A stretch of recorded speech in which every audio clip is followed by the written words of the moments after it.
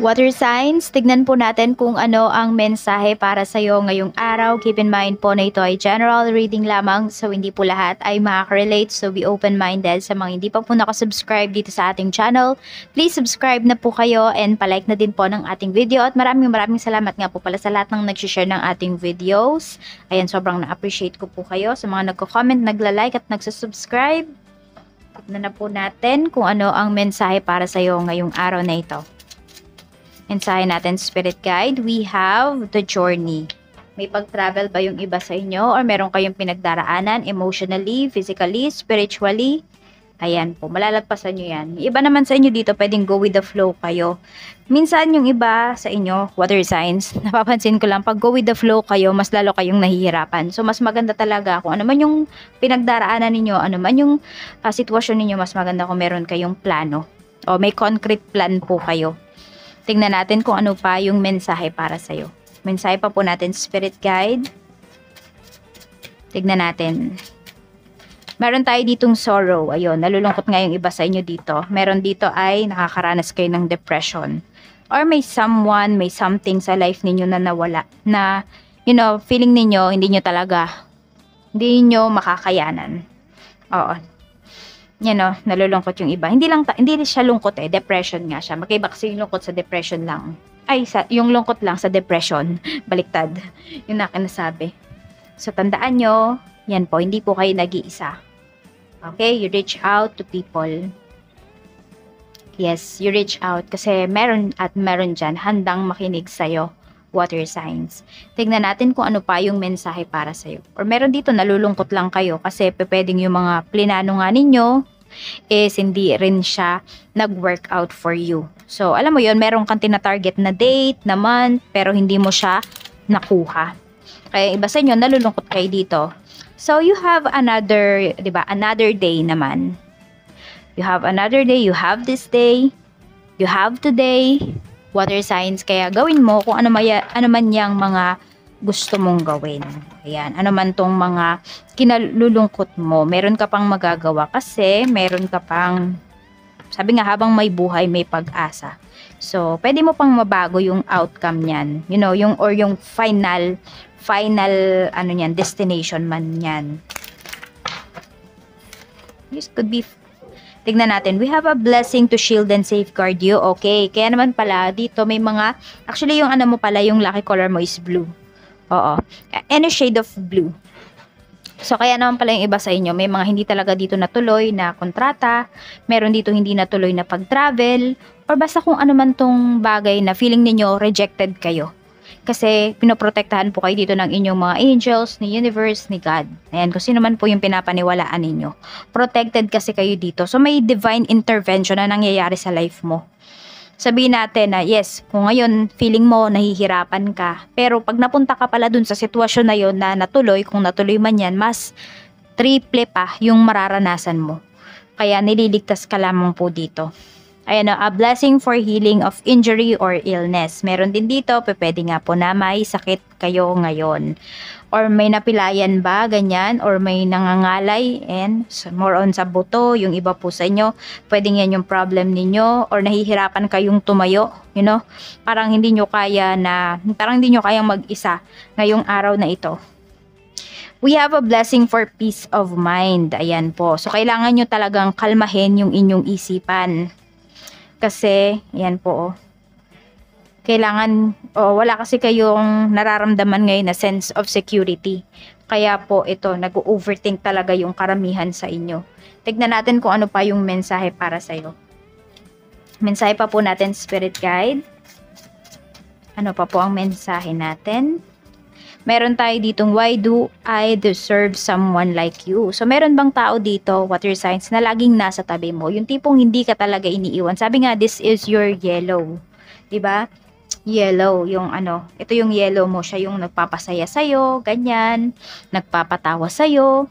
Siya yung lagi mong karamay sa lahat ng mga sabihin natin, basta lahat ng mga nangyayari sa life mo, you know, lagi siyang nandyan, nakasuporta sa'yo. And sino naman itong blue mo? Yung tao naman na nagpapalungkot sa'yo. Ayan, so let go mo na kung sino man yan.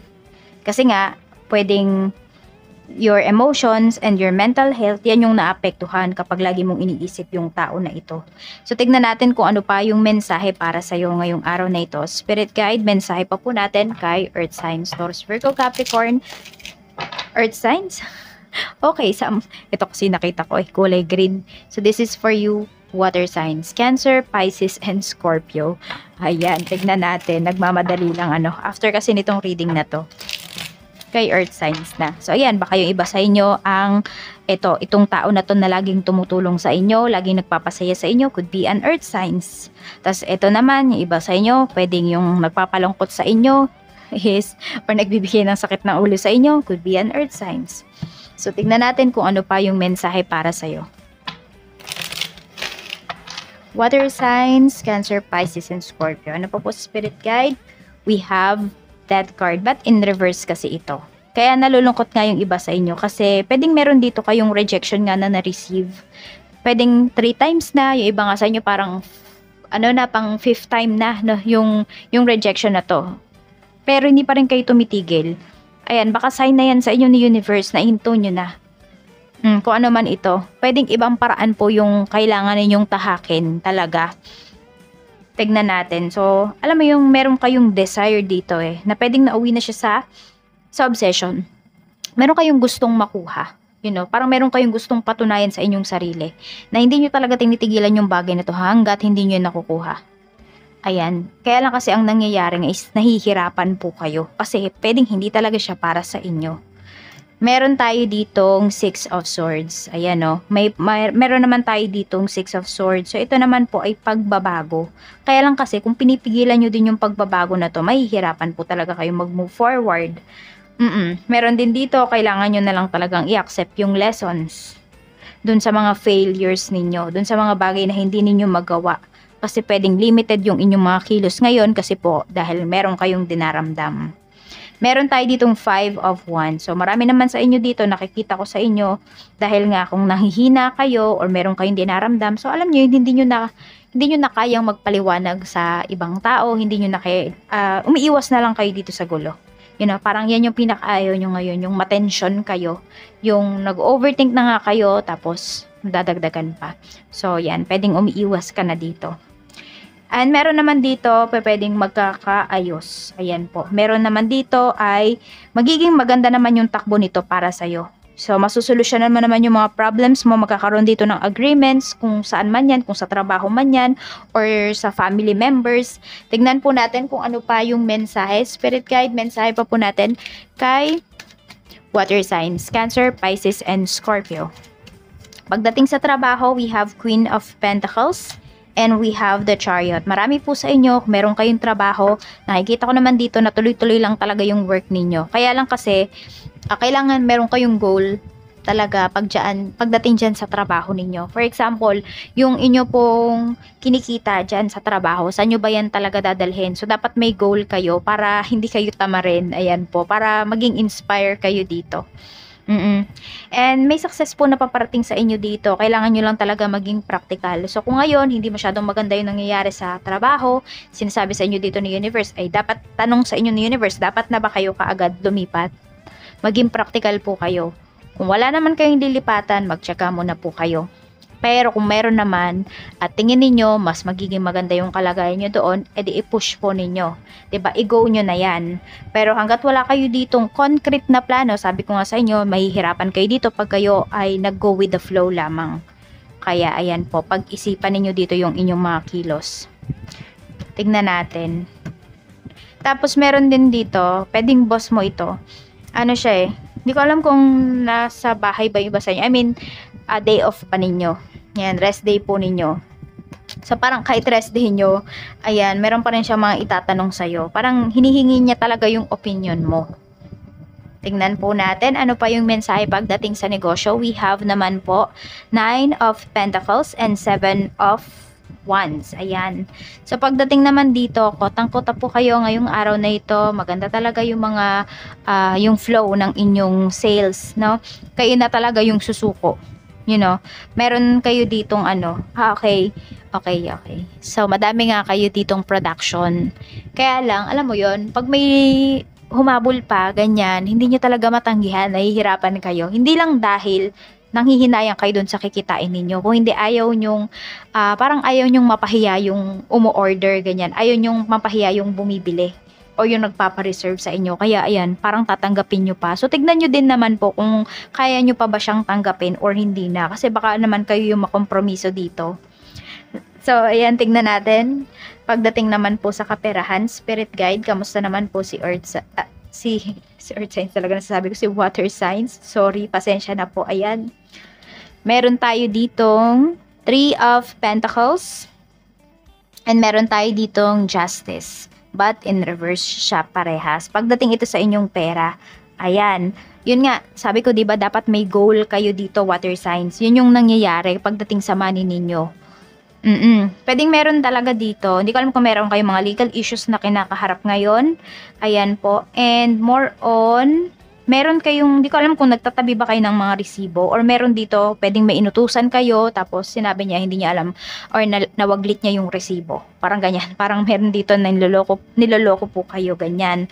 So kung kayo nagpapagawa ng bahay, water signs, dapat talaga lahat ng resibo ay tinatabi po ninyo. Napakadaldal ko na pala, no? So, ayun. Meron kasi dito, pwede po na hindi nyo talaga na-handle ng maayos yung inyong pera. Yan po, oh. Yan yung pinapakita kasi dito.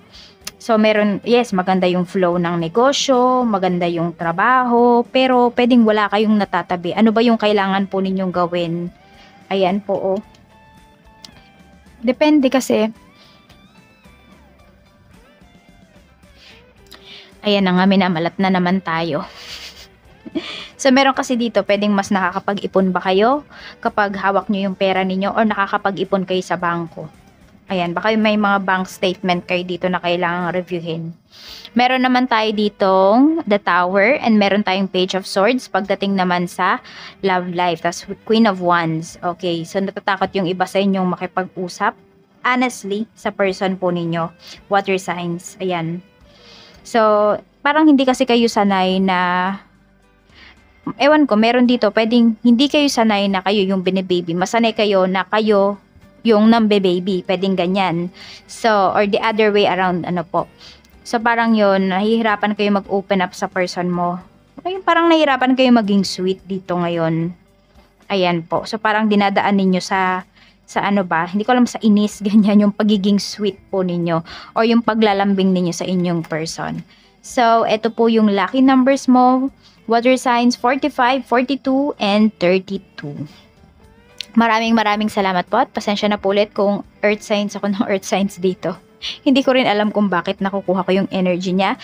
So, pwede po na yan, maraming nanonood sa atin ngayon na water signs na meron kayong earth signs talaga sa inyong big 3. Taurus, Virgo, Capricorn. Kaya, ayan po. Try nyo din panoorin yung reading ni earth signs kasi pwede rin po kayong makaresonate doon. So, yan lang po. Maraming salamat. Ingat po kayo always. More blessings to come. Bye-bye!